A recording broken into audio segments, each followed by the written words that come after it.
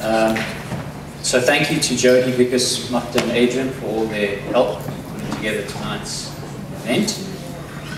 And I'd also like to extend our gratitude to Lucas Rudis, who almost immediately upon receipt of the invitation for tonight graciously and generously made a donation of 50,000 Rand. So thank you very much.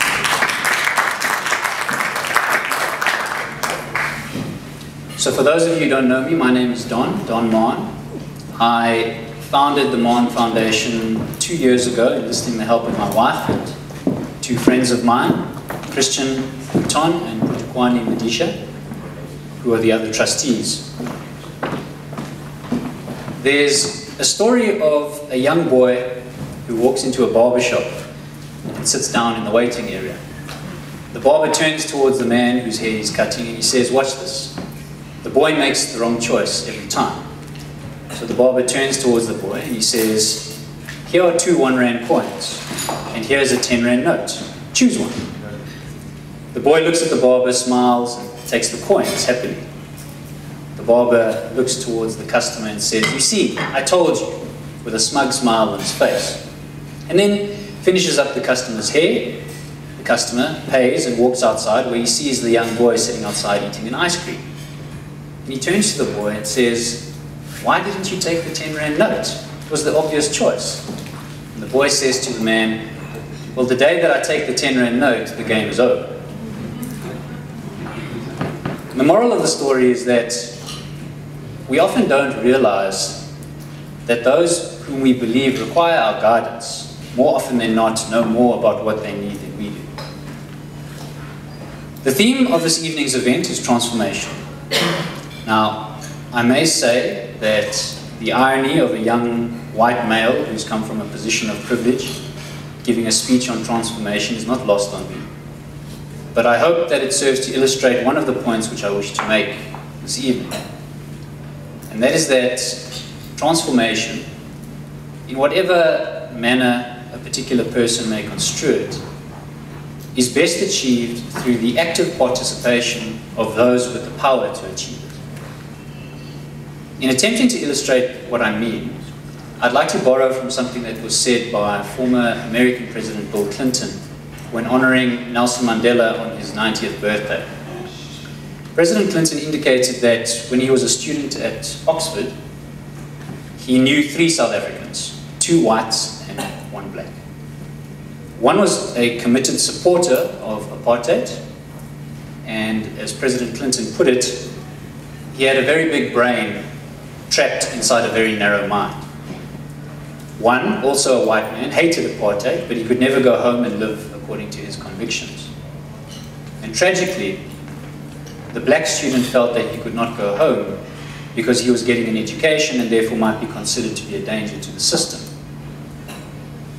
President Clinton pointed out that all 3 of them were imprisoned by their circumstances or state of mind, and that none of them were truly free.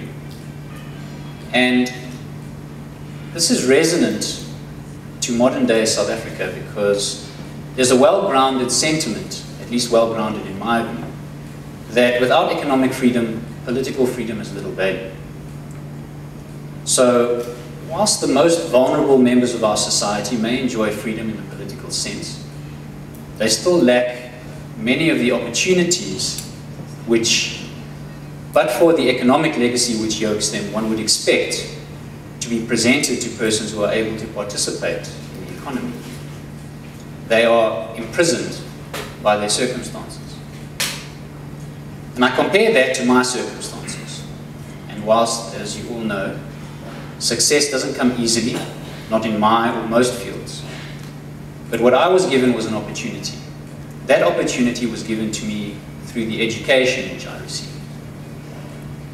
Something which so many people, despite their desire, cannot obtain simply because of the circumstances in which they find themselves. Their circumstances need to be transformed. Now, this realization was hardly an epiphany, and such sentiments, perhaps noble, are hardly groundbreaking or profound. The desire to do something for those less fortunate is something that most people contemplate at a point in time. but I found myself asking what I could do. And I personally consider education to be one of the greatest gifts and one of the sharpest tools, because a good education teaches us how to think rather than what to think. And with this comes opportunity, which has transformation as a necessary consequence. So in the result, I founded the Mahon Foundation with the intention that it would provide a means to provide education in different forms. And for those of you here tonight who are in business, if you thought that starting a company involved a lot of red tape, you have no idea what starting a charity involves. And if you thought dealing with SARS when making money was difficult, you should try dealing with SARS when you're trying to give it away. Anyway, the foundation got off the ground, and it started off with a few small initiatives. But then something strange started to happen. It started off as a conversation at a social gathering. Someone was asking me how the foundation was going, and I was filling him in on the details. Someone overheard the conversation and asked me if the foundation was registered as a charity for tax purposes. Yes, I said. And this individual then asked me if he wanted to pay for his domestic employee's daughter's school books, could he do that through the foundation so that he could get the tax deduction? Of course, I said. Didn't think much of it, and then the following week, I received a phone call, and the person on the other end of the line said to me that although they hadn't met me, they had heard that if they wanted to pay for their domestic employee's son's tuition, they could do so through my charity and again get the tax deduction. And I said, well, as long as I could verify that the beneficiary was who they said he was, it would be fine with me. And a few weeks later, a law firm that I do a lot of work with contacted me, and they said that they wanted to set up a bursary at Rhodes University, that they had identified a candidate, and would the Mahon Foundation be prepared to facilitate the bursary if they made a monthly donation to the foundation which covered the amount of the bursary. Naturally, I agreed. So here was a situation where merely through its existence, and without any meaningful attempt to solicit any funding, the foundation was at least partly responsible for an education being given to people who needed it and wanted it. I'm happy to report that in its 2-year existence, the Mahon Foundation has paid for the tuition and textbooks of a number of school learners, has provided funding to the pupillage bursary fund of the Johannesburg Bar, sufficient to provide 3 bursaries to prospective practicing advocates to complete their pupillage, and has paid for a full bursary to enable a student to study his LLB at Rhodes University.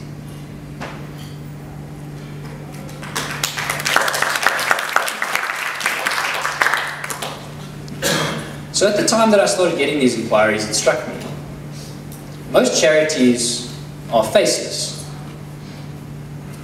If you make a donation, you generally don't know how the funds find their way to the beneficiaries and to what extent. So we decided to be different. We don't have to decide for you how to spend your money if you contribute. We want you to decide for us. So as long as your intention is to benefit someone who is previously disadvantaged and presently in need by means of educational enrichment, academic support, or supplementary tuition for the poor and needy, we want you to specify to the foundation who the beneficiaries are that you want to help. And this innovative approach to giving enables you to directly benefit and change the life of either a single person or a select group of people that are known to you or are of your choosing. And if you think to yourself that there are so many people in need that changing the life of a single person is only a drop in the ocean, I'd point out that to that single person it is the entire ocean. As an alternative, of course, if you prefer to leave it up to us to distribute the funds in our discretion, then you can rest assured that the beneficiaries all meet the requirements of the development elements of the broad-based Black Economic Empowerment Codes of Good Practice. And any donation can therefore boost your company's broad-based Black economic empowerment rating. It's my fervent hope that by enabling contributors to identify with particular individuals who they seek to assist, we can encourage people to do more than just contemplate their good deeds. So this is the aim. Empowering the empowered to make a contribution. Enabling those who can effect change to effect change. So I'd encourage those who are prepared to make a donation to assist us in channeling any funds donated to beneficiaries or to a cause that is close to your heart. In my personal case, being an advocate, my immediate goal is to assist in the transformation of the advocate's profession. And there are two immediate ways in which I'd like to make a contribution. But first, for those who are not in the profession, perhaps I can give some background. In order to become a practicing advocate and a practicing member of the Johannesburg Bar, one has to go in a period of pupillage of 1 year, where you basically fulfill the role of an apprentice to an assigned mentor who is already a practicing advocate. The period subsists for a year and is undertaken for no compensation whatsoever. So it is already a huge barrier to entry, and for those who can't afford to work for a year for no pay, and those are mostly previously disadvantaged individuals, you are almost immediately excluded. During, at least in theory, you'd be exposed to all the work which he or she does and be exposed to the attorneys that brief him or her. You then write the bar exams and join one of the groups of advocates where you're given office space and a telephone, and you are then unleashed onto the unsuspecting public.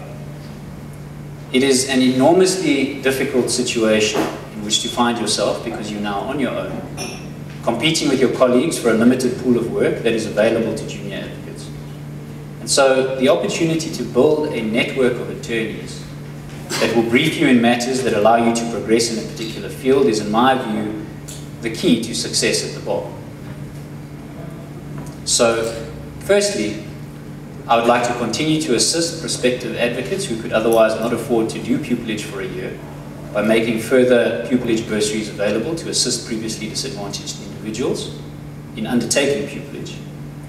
And secondly, and this is part of a grander scheme, I would think, I'd like to take meaningful steps to adjust briefing patterns at the bar, where presently the bulk of commercial work flows to white male advocates. This is not something that can change overnight, obviously, and it requires exposure to commercial work by the junior members of the bar who are from previously disadvantaged backgrounds. The barrier to entry, of course, is that commercial clients, understandably, are more interested in resolving their own disputes than they are in providing a training ground for young lawyers. So, through the foundation, I would like to maintain a fund that can compensate junior advocates so as to ensure that they are briefed in commercial matters together with those advocates who are already briefed.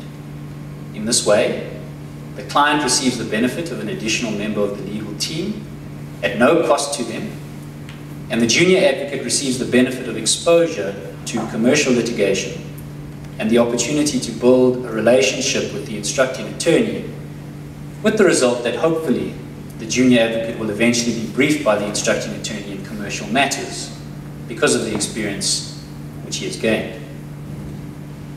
Now, I don't know of any other organization other than the Mahon Foundation where I can go to them and say, this is what I want to achieve, this is what I'm prepared to contribute, and I want you to make it happen. So I'd ask you to posit for yourselves, what is it that you want to contribute to? And tell us, and let us do it together. Thank you.